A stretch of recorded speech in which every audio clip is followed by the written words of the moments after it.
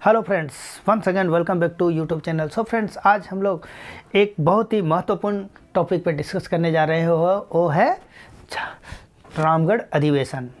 कांग्रेस का जो अधिवेशन होता था, रामगढ़ अधिवेशन ना, तो वो झारखंड में सिर्फ एक ही अधिवेशन कांग्रेस का हुआ है, इसलिए वो काफ़ी ही महत्वपूर्ण है। सबसे पहले हम लोग रामगढ़ के विषय में जानेंगे। तो रामगढ़ क्या है? रामगढ़ झारखंड का सबसे क्षेत्रफल की दृष्टि से सबसे छोटा ज़िला है, हो गया। और वो दामोदर और भैरवी नदी के किनारे बसा हुआ है और ग्लास इंडस्ट्री के लिए वो काफ़ी फेमस है। वहाँ माँ छीन मस्तिष्क का मंदिर है, जो कामाख्या देवी का छोटा रूप है। वहाँ तंत्र विद्या का शिक्षा होता है। तो रामगढ़ अधिवेशन, झारखंड में सिर्फ कांग्रेस का एक ही अधिवेशन हुआ था, वो है रामगढ़। ऐसे तो उस समय ये बिहार का ज़िला हुआ करता था। बिहार, और उस समय हम लोग किस में पढ़ते थे? बिहार में ही थे। और ज़िला किसका था? हजारीबाग ज़िला में था। तो हजारीबाग ज़िला, तो बिहार में तो बहुत सारे अधिवेशन हुए हैं, लेकिन झारखंड में सिर्फ एक ही अधिवेशन हुआ है, वो हजारीबाग ज़िला के अंतर्गत रामगढ़ अधिवेशन। और ये कितना अधिवेशन था? 53वां अधिवेशन था। कितना अधिवेशन था? 53वां कांग्रेस का अधिवेशन। और ये प्लेस था, कौन समझ रहे हैं? रामगढ़ अधिवेशन। ये वो जगह है जहाँ पे आज सिख रेजिमेंट का वहाँ पर रहती है। तो वहाँ पे कैंट है ना, तो वहीं पे तो रामगढ़ बरकाकाना मार्ग है एक। रामगढ़ बरकाकाना मार्ग पर स्थित दामोदर की एक सहायक नदी जो है हरहरी, दामोदर की सहायक नदी हरहरी के किनारे ही यह रामगढ़ अधिवेशन हुआ था। आज के दिन में वह सिख रेजिमेंट की छावनी परिषद में बदल गया है। इतना हो गया। तो अब इसके अध्यक्ष कौन थे? अध्यक्ष कौन थे? आपका अबुल कलाम आज़ाद। अबुल कलाम आज़ाद, अबुल कलाम आज़ाद। तो ये तो 1940 ये 2 दिवसीय आपका रामगढ़ अधिवेशन हुआ था। लेकिन ये 2 दिवसीय अधिवेशन ही बहुत कुछ करके गया। यहीं से भारत छोड़ो आंदोलन का नींव पड़ा, फॉरवर्ड ब्लॉक की स्थापना हुई ना, और यही सब है। तो अबुल कलाम आज़ाद कौन थे? ये स्वतंत्र भारत के प्रथम शिक्षा मंत्री थे, एजुकेशनल मिनिस्टर। और ये इनका बोला जाए तो सबसे लंबे समय तक कांग्रेस के अध्यक्ष, प्रेसिडेंट कौन बन के रहे हैं? यही अबुल कलाम आज़ाद। बात यही होता है कि उस समय सेकेंड वर्ल्ड वार चल रहा था, सेकेंड वर्ल्ड वार का दौर था 1945, जिसके कारण कोई भी उस समय में नहीं हुआ, मतलब कांग्रेस का अधिवेशन। इसलिए 1940 से 45 तक ये कांग्रेस के अध्यक्ष रह चुके हैं ना। तो उतना दिन अध्यक्ष, यानी आप 40 से जोड़िएगा तो कितना साल? 6 साल तक ये अध्यक्ष रह चुके हैं ना। और ये जाकिर हुसैन के भी संबंधी है कुछ, और सलमान खान भी कुछ इनके ही मतलब लगते हैं, समझ जाइए, आमिर खान के वंशज के में आते हैं। और ये सबसे कम उम्र के भी अध्यक्ष रह चुके हैं, इससे पहले भी बहुत बार बने हैं। तो अबुल कलाम आज़ाद क्या थे? इसके अध्यक्ष थे। और ये अधिवेशन कब हुआ था? 19 और 20 मार्च 1940 में। कब हुआ था? 1940। जब ये अधिवेशन हुआ था उस समय काफ़ी मूसलाधार बारिश हुई थी, लेकिन लोग डटे रहे और बहुत सारे नीतिगत फैसला इसमें लिया जाना था चूँकि, और डटे रहे। और स्वागत समिति के अध्यक्ष अब आता है। स्वागत समिति के अध्यक्ष कौन बनेंगे? यहाँ के लोकल ही कोई बनेंगे। तो उस समय बिहार के सबसे टॉप लीडर में कौन गिनती आते थे? ये आपका डॉक्टर राजेंद्र प्रसाद। डॉक्टर राजेंद्र प्रसाद, भारत के प्रथम राष्ट्रपति ना, डॉक्टर राजेंद्र प्रसाद। ये सदाकत आश्रम में रहते थे। उन दिनों जो भी बड़े नेता थे वो आश्रम में ही रहते थे। जैसे डॉक्टर राजेंद्र प्रसाद कौन सा आश्रम में रहते थे? सदाकत आश्रम में। और भी है जैसे गांधी जी, तो गुजरात में जो साबरमती आश्रम है उसमें रहा करते थे।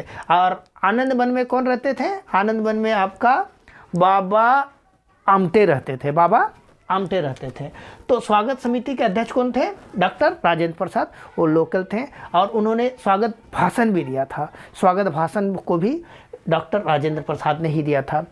अब जो मेन गेट था सभा स्थल का, मुख्य प्रवेश द्वार, मेन गेट, रामगढ़ कांग्रेस का जो मेन गेट था वो आपका बिरसा मुंडा के नाम पर किया गया था। बिरसा मुंडा के नाम पर जो मेन गेट था घुसने का वहीं पर था।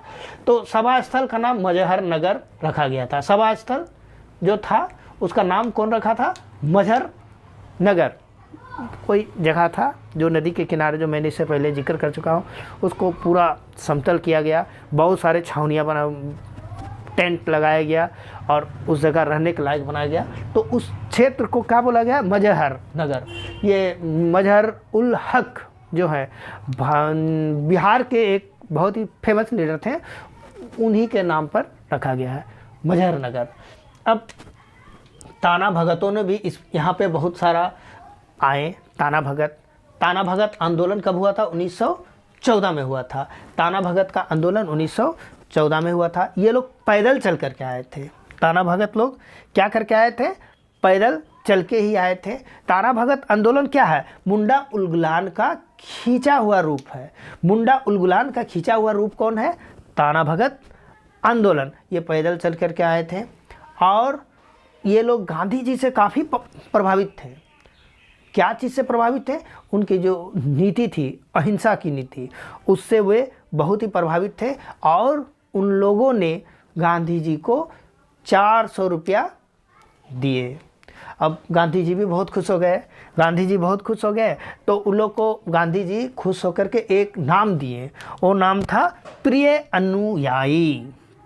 प्रिय अनुयायी। किन्हें कहा प्रिय अनुयायी? ताना भगतों को। कौन? गांधी जी। ये हो गया। अब आपका ताना भगत का हो गया। स्मरणिका। स्मरणिका कुछ एक गिफ्ट था भेंट करने के लिए। तो ये वो किसने भेंट किया? जयचंद विधालकार। ये एक भेंट थी जो मतलब पूरे जो भी सदस्य आए थे उन्हें भेंट दिया गया। ये अपने खर्च पर दिए थे, जयचंद विधालकर ना। तो उसमें बिहार के गौरव के विषय में बताया गया था, तो ये अपने खर्च पे दिया था। तो जयचंद विधालकर स्मरणिका भेंट की थी ना, याद रखना है। उसके बाद चित्रिका, 4-5 पन्ना का चित्र था। वो भेंट करने वाले कौन थे? ईश्वरी प्रसाद वर्मा। चित्रिका कौन भेंट किए थे? ईश्वरी प्रसाद वर्मा। और श्री लक्ष्मी नारायण जो थे, चरखा समिति का सचिव बनाया गया। चरखा समिति उन दोनों हुआ करता था। चरखा समिति में जो भी रहते थे, विदेशी कपड़ों का बहिष्कार से संबंध है उसका। प्रत्येक राज्य में चरखा समिति हुआ करता था। तो चरखा समिति के सचिव कौन थे? श्री लक्ष्मी नारायण। एक प्रदर्शनी वो लगाए, वो था क्या चीज़ का प्रदर्शनी?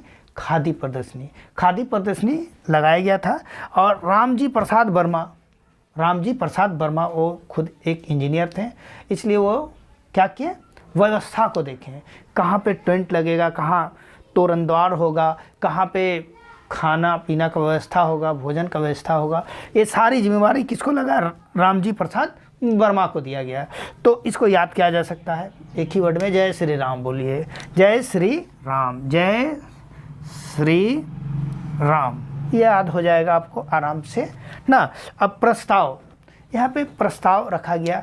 इस बैठक में सिर्फ एक ही प्रस्ताव में मोहर लगा, एक ही प्रस्ताव पास हुआ, वो है सत्याग्रह। ये याद रखना है, एक ही चीज़ में मोहर लगा, वो है सत्याग्रह में ही मोहर लगा। अब बात तो यहाँ तक हो गया जो भी चीज़ हुआ था। अब ये जो रामगढ़ अधिवेशन था, यहीं से सुभाष चंद्र बोस जो थे, नेताजी सुभाष चंद्र बोस, वो एक अलग राह पकड़ लेते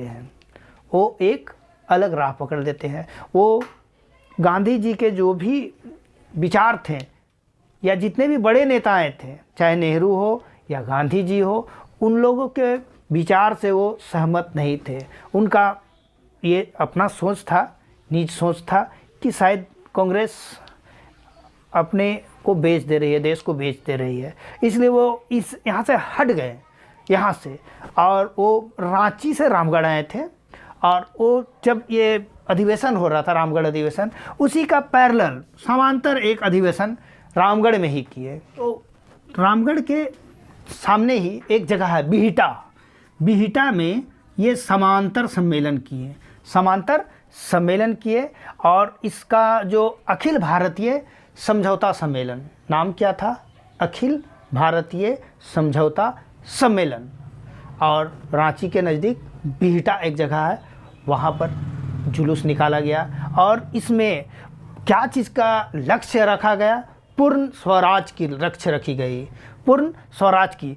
सम्मेलन का जो स्वागतकारिणी के अध्यक्ष कौन थे? शाहजानंद सरस्वती थे ना। और बहुत सारे दलों का भी समर्थन इसमें प्राप्त था, जैसे गदर पार्टी, किसान सभा, ये सबको समर्थन प्राप्त था। मजदूर यूनियन, कृति किसान सभा जो थे उसका इन्हें मतलब प्राप्त था, क्या बोलेंगे उसको, मतलब सहमति थी। ठीक है, अब इसमें बहुत सारे निर्णय लिए गए और वहीं से आपका दो चीज़ का जन्म होता है, वो है फॉरवर्ड ब्लॉक। फॉरवर्ड ब्लॉक की स्थापना, फॉरवर्ड ब्लॉक यहीं से जन्म हुआ। और उसके बाद एम.एन. रॉय के द्वारा एक नया पार्टी, एम.एन. रॉय जो एक वामपंथी विचारधारा के थे, उन्होंने radical party, radical democratic party की स्थापना की। फॉरवर्ड ब्लॉक की भी स्थापना यही हुआ। एम.एन. रॉय जो वामपंथी विचारधारा के थे, रेडिकल डेमोक्रेटिव पार्टी का भी स्थापना किया। और यहाँ इस सम्मेलन में जो 53वां सम्मेलन था, इसमें बहुत सारे फीमेल लोग जो बहुत सारे पार्टिसिपेट किए थे ना। उसमें फीमेल में सरला देवी मुख्य थी, सरला देवी, कुमारी प्रेमा, कंटक देवी, ये सारे थे। तो इतना हम लोग आज रामगढ़ जो अधिवेशन है उसके विषय में हम लोग ने अध्ययन किया। मोटे तौर पर नहीं याद रखना है, 19-20 मार्च को हुआ था, 1940 को। अध्यक्ष डॉक्टर राजेंद्र प्रसाद, स्वागत जो किए थे, वेलकम कमेटी के अध्यक्ष कौन थे? डॉक्टर राजेंद्र प्रसाद थे। आपका यहाँ पे जो मेन गेट बना था बिरसा मुंडा के नाम पर, सभा स्थल का नाम मजहर नगर रखा गया था। और बहुत सारे चीज़ें, ताना भगत लोग आए थे, 400 रुपया दिए थे।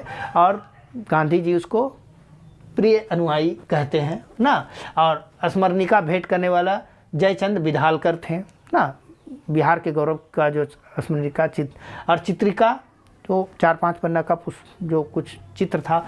ईश्वरी प्रसाद वर्मा, श्री लक्ष्मी नारायण चरखा समिति का सचिव था, वो स्टॉल लगाए थे, कोई चीज़ का प्रदर्शनी लगाए थे, खादी प्रदर्शन। रामजी प्रसाद वर्मा व्यवस्था को देखे थे। अब प्रस्ताव में एक ही प्रस्ताव पास हुआ, वो सत्याग्रह।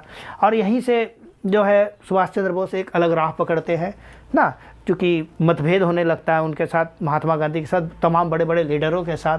और यहीं से फॉरवर्ड ब्लॉक की स्थापना होती है। एम.एन. रॉय के द्वारा जो वामपंथी विचारधारा के थे, रेडिकल डेमोक्रेटिक पार्टी की स्थापना होती है ना। तो बिहिटा में जो सुभाष चंद्र बोस एक अलग, मतलब इसी के समांतर, रामगढ़ अधिवेशन के समांतर ही एक और बैठक किया, उसको बोलते हैं अखिल भारतीय समझौता सम्मेलन। इस तरह मोटे तौर पर याद रखना है। तो वीडियो को आगे बढ़ाना ना भूलें, लाइक करना, सब्सक्राइब करना ना भूलें और शेयर करना भी ना भूलें। तो मिलते हैं नेक्स्ट वीडियो में, तब तक के लिए थैंक यू वेरी मच।